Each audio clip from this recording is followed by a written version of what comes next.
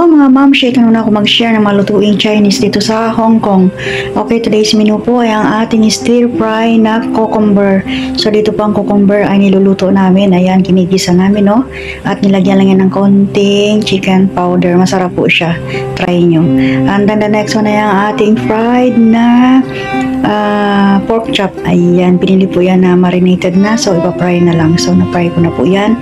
At ready to serve na yung ating pork chop, no? Mahilig sila dito sa pork. And then the last one ay ang ating beef with egg and tomato. Ayan. So ito po ay uunahin muna natin gisa ang tomato, and then pag okay na, lagyan natin siya ng konting sugar, no?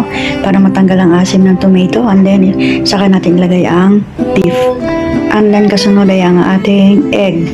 So ayan, yan lang po ang ating dish for today. Ang ating beef with egg and tomato, and then ang ating stir fry na cucumber, at ang ating fried na pork chop. Okay, thank you for watching. Have a nice day. God bless us all, and please don't forget to follow, like, and share my video.